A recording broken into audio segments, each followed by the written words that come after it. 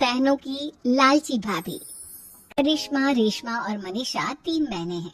उनका एक भाई भी है, मयंक। मयंक अपनी बहनों को बहुत प्यार करता है, लेकिन मयंक की पत्नी सविता इस मामले में मयंक से बिल्कुल ही अलग है। वो अपनी ननदों का जितना बुरा कर सकती है उतना बुरा करती ही रहती है और अपनी ननदों पर हुक्म भी चलाती है। करिश्मा, करिश्मा, तुमने अभी तक नाश्ता नहीं बनाया? तुम्हारे भैया को ऑफिस जाने में देर हो रही है। हाँ भाभी, बस अभी बनाती हूँ। करिश्मा, तुम ये ढीलापन छोड़ दो। कल को पराये घर जाना है। वहाँ अगर तुम इस तरह से काम करोगी तो लोग क्या कहेंगे कि माँ ने और भाभी ने कुछ सिखाया नहीं। और तुम्हारी दोनों बहनें कहाँ हैं? रेशमा मार्केट गई है और मनीषा सो रही है। क्या? सुबह के 8 बज रहे हैं और ये महारानी अभी भी सो रही है? ये कहते हुए सविता अपनी सास दुर्गा देवी के पास जाती है। माँ जी, देख रही हो अपनी बेटियों के तौर तरीके? क्या हुआ बहू, सुबह सुबह क्या कर दिया मेरी बेटियों ने? अरे एक तो अभी अभी उठकर किचन में गई है, दूसरी सुबह सुबह बाहर चली गई और तीसरी अभी तक सो रही है। क्या करूं मैं इन तीनों का? मैं तो परेशान हो गई हूँ। जा जाकर उठा उसे और रेशमा से मैं बात करती हूँ। सविता सीधा मनीषा के कमरे में जाती है और उससे कहती है, महारानी जल्दी उठो, सूरज सर पर आ गया है। भाभी थोड़ी देर और सोने दो ना, मैं रात को लेट सोई थी। वो क्या ना, यूनिट टेस्ट चल रहा है। शराफत से उठती है या नहीं, या फिर पानी की भरी बाल्टी डालूं तेरे ऊपर? नहीं भाभी, मुझे बिस्तर में नहीं नहाना, उठती हूँ मैं। मनीषा जल्दी से उठकर बाथरूम में चली जाती है। सभी आराम से बैठकर नाश्ता कर रहे होते कि तभी रेशमा बाजार से हाथ में सामान लिए आ जाती है। रेशमा को देखते ही सविता उस पर बरस पड़ती है। लो, आ गई महारानी। ऐसा भी क्या सामान लाना था जो सुबह आंख मलते ही बाजार की तरफ रवाना हो गई? भाभी, कल आप ही तो चीख रही थी कि घर का सारा सामान मुझे ही लाना पड़ता है, घर में किसी को भी किसी काम से कोई लेना देना नहीं है। अब मैं बाजार जाकर सामान ले आई तो आपको इस बात से भी तकलीफ हो रही है? देख रही हो माँ जी, अपनी बेटी की जुबान कैंची से भी तेज चलती है। और मयंक, आप तो कुछ कहेंगे नहीं अपनी लाडली बहन को। रेशमा, अपनी भाभी से ऐसे बात नहीं करते। चलो माफी मांगो। भैया, मैं क्यों माफी मांगू? आप भाभी से बोलिए ना कि हम पर कम हुक्म चलाया करे। हम इस घर की बेटियां हैं और आपकी पत्नी की ननद है, नौकरानी नहीं। लो कर लो बात। इनकी भलाई के लिए कुछ भी बोलो तो इन्हें बुरा लग जाता है। इस घर में यही इज्जत है मेरी। देख लो माँ जी, आपकी बेटी किस लहजे में मुझसे बात कर रही है। सविता वहाँ से चली जाती है। मयंक को बहुत गुस्सा आता है, वो भी वहाँ से चला जाता है। फिर करिश्मा रेशमा को समझाती है, रेशमा, तुम्हें भाभी से माफी मांग लेनी चाहिए थी ना। लेकिन दीदी, मैंने कुछ किया ही नहीं तो मैं माफी क्यों मांगू? हाँ करिश्मा दीदी, रेशमा दीदी जैसे ही घर में आई भाभी ही उन पर चिल्ला रही थी। हाँ, मैं मानती हूँ कि गलती भाभी की थी। मैं तो इसलिए बोल रही हूँ कि भाभी ने माँ को तो पूरी तरह अपने वश में कर लिया है। वो हमारी बात सुनती ही नहीं। मयंक भैया हमारे लिए हमेशा खड़े रहते हैं, इसलिए उनकी बात का मान तो तुम्हें रखना चाहिए था ना। कोई फायदा नहीं दीदी, कुछ दिनों की बात और है, भाभी उन्हें भी हमारे खिलाफ भड़का देंगी। फिर वो भी माँ की तरह हमारी किसी बात का विश्वास नहीं करेंगे। इसी तरह सविता अपनी तीनों ननदों को किसी न किसी बात पर परेशान करती रहती थी। एक दिन मयंक अपनी तीनों बहनों के लिए गिफ्ट लाया। क्या रेशमा, ये तुम्हारे लिए हार का सेट। रेशमा, तुम्हारे लिए सुंदर सी ड्रेस। और मनीषा, तुम्हें किताबें पसंद है ना, तुम्हारे लिए किताबें लाया हूँ। थैंक यू भैया, थैंक यू भैया, थैंक यू भैया। करिश्मा, तुम्हारा नेकलेस कितना सुंदर है, ये भैया कहाँ से ले आए होंगे? मैंने भैया को 3 दिन पहले फोन पर ये डिजाइन दिखाया था और आज भैया ये ले आए। सविता तो अपनी ननदों के गिफ्ट्स देखकर जल गई और करिश्मा का नेकलेस तो उसे भी बहुत पसंद आया था। अपनी बहनों के लिए कितना अच्छा नेकलेस लेकर आए हैं, मुझे कभी कोई गिफ्ट नहीं दिया।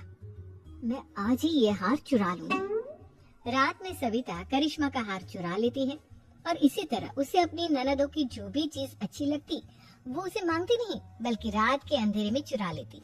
इसी तरह दिन बीतते गए और सविता ने मयंक के दिल में भी उसकी बहनों के लिए नफरत पैदा कर दी। एक दिन मयंक ने करिश्मा और रेशमा के लिए रिश्ता देखा और ये बात उसने घर में सबको बताई। माँ, करिश्मा और रेशमा के लिए बहुत अच्छा रिश्ता आया है, वो लोग कल इन्हें देखने आ रहे हैं। आप और सविता मिलकर सारी तैयारी कर लेना। ये सुनकर करिश्मा और रेशमा खुश हो जाती हैं, लेकिन सविता सोचती है, अगर इन दोनों बहनों की शादी हो गई तो घर और बाहर का काम कौन करेगा? मनीषा तो एक नंबर की कामचोर है, उससे तो किसी बात की उम्मीद लगाना ही बेकार है। मुझे इस शादी को रोकना होगा। अगले दिन सभी लड़के वालों के स्वागत की तैयारी करने में लगे होते हैं। तभी मयंक अपनी बहनों से आकर कहता है, तैयार हो गई तुम दोनों? देखो दोनों लड़के बहुत अच्छे हैं, मैं कोई कसर नहीं छोड़ना चाहता, इसलिए तुम उनके सामने अच्छे से बिहेव करना और अपनी भाभी से लड़ने मत लग जाना। करिश्मा, तुम वो नेकलेस पहन लो ना जो मैं तुम्हारे लिए लाया था। भैया मैं बहुत देर से वो नेकलेस ढूंढ रही हूँ, लेकिन मुझे मिल ही नहीं रहा। क्या तुमने नेकलेस खो दिया? तुम्हें पता भी है वो कितना महंगा था? तुम कोई काम ढंग से नहीं कर सकती। मयंक गुस्से में वहाँ से चला जाता है। थोड़ी देर बाद लड़के वाले भी आ जाते हैं। वो दोनों बहनों को पसंद कर लेते हैं और रिश्ता पक्का हो जाता है। लेकिन सविता के दिमाग में तो कुछ और ही खिचड़ी पक रही थी। वो पंडित जी के पास करिश्मा की कुंडली लेकर जाती है और उन्हें पैसे देकर करिश्मा की कुंडली बदलवा देती है। जब लड़के वालों के पास करिश्मा की कुंडली जाती है तो वो दुर्गा को फोन करते हैं। बहन जी, हमने करिश्मा की कुंडली अपने पंडित जी को दिखाई थी। आपकी बेटी की कुंडली नहीं बल्कि दोषों का पिटारा है। देखिए, मैं और मेरे पति इन सब बातों में बहुत विश्वास करते हैं, इसलिए हम आपकी बेटी से अपने बेटे की शादी नहीं करा सकते। इस तरह करिश्मा का रिश्ता टूट जाता है और सभी घर वालों को बहुत दुख होता है। अब कविता सोचती है, चलो करिश्मा का तो रिश्ता टूट गया, अब रेशमा का भी रिश्ता तोड़ना है। क्या करूं? अब सविता आवाज बदलकर किसी अननोन नंबर से रेशमा के होने वाले ससुराल में फोन करती है। हेलो, मैं कौन हूँ कौन नहीं ये आपके लिए जानना जरूरी नहीं, बस इतना सुन लो कि रेशमा का 2 साल से किसी के साथ अफेयर चल रहा है। बस रेशमा का रिश्ता तोड़वाने के लिए सविता का इतना कहना काफी था। अब रेशमा का भी रिश्ता टूट गया। मयंक और दुर्गा देवी ने रेशमा को खूब खरी खोटी सुनाई और उससे बार बार उस लड़के के बारे में पूछने लगे। आप दोनों मुझे क्यों परेशान कर रहे हो? अरे कोई लड़का होगा मेरी लाइफ में तो मैं बताऊंगी ना, जब कोई है ही नहीं तो कहाँ से लाऊं मैं कोई लड़का?